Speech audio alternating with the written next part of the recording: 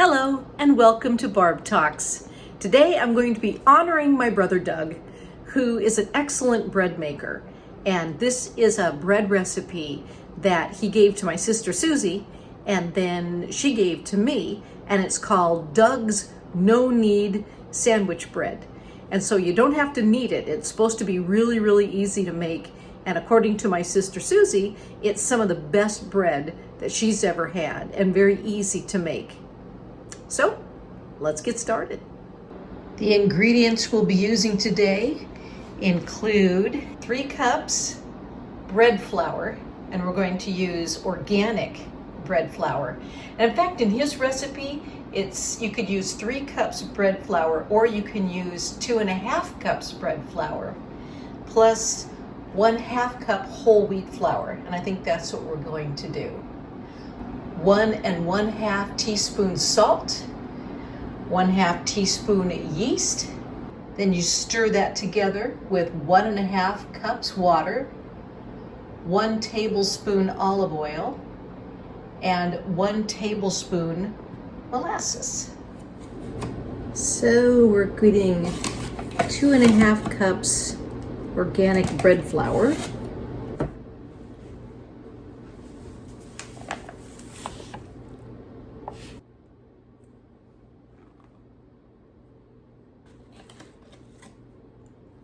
plus 1/2 cup whole wheat flour. Organic is preferred. There we go. That looks good. 1.5 teaspoons salt. And I'm using sea salt. Why are the openings of all the jars so stinking tiny? That's 1 teaspoon.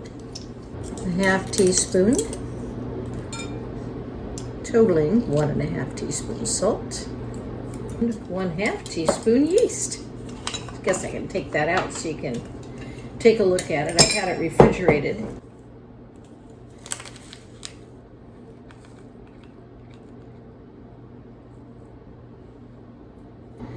It says mix together.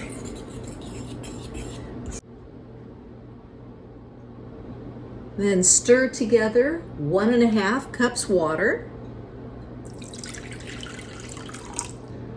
1 tablespoon olive oil, and 1 tablespoon molasses.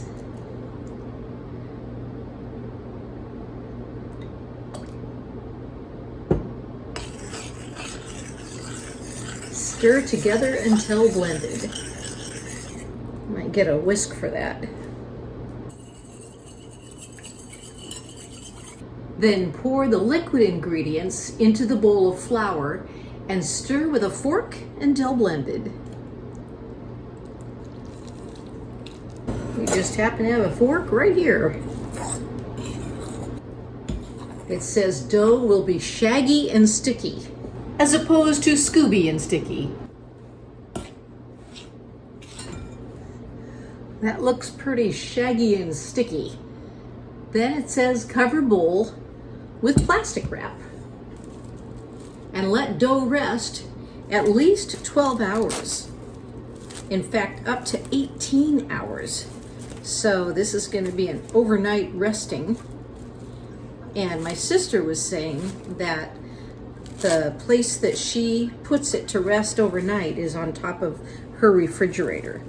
So that is what I'm going to do as well, if I can get this plastic wrap to cling. Seems like plastic wrap used to cling like a lot easier than it is now. And I'm going to let it rest probably longer than 12 hours, because I really want this to have a good rise to it.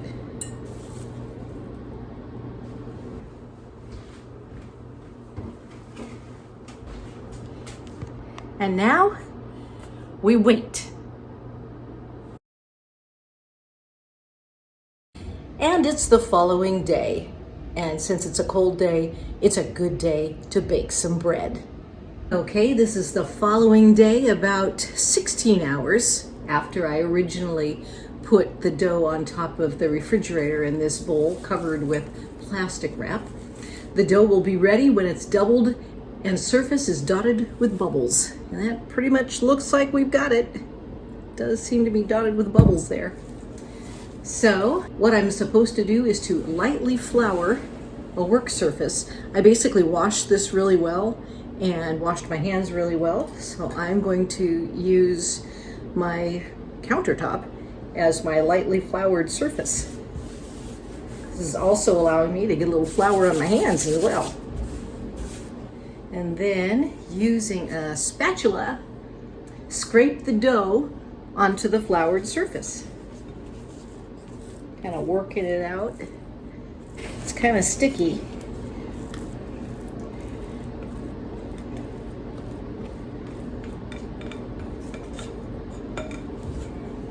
And sprinkle a little more flour over the top of the dough. Fold it over itself once or twice. This time I'm going to make it look like it's actually a loaf because we'll be taking this and putting it into a loaf pan. And loosely cover with the plastic wrap and let it rest for another 15 minutes.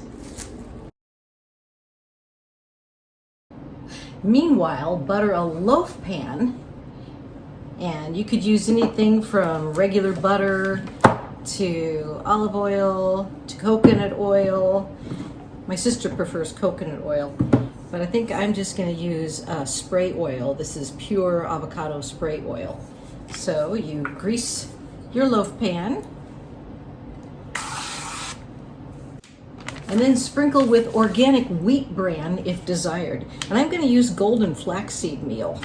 And I've put it into an old spice container so that I can actually sprinkle it in there.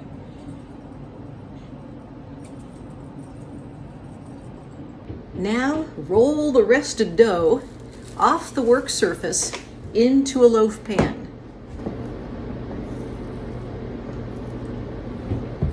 It rolled right off. Okay.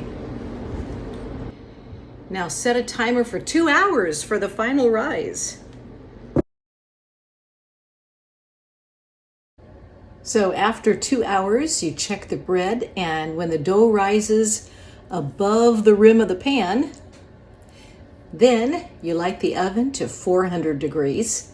And once the oven is preheated, you bake your bread for 42 minutes.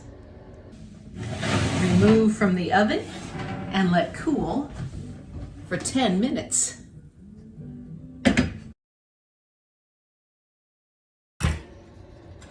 Then remove the loaf from the pan to continue cooling.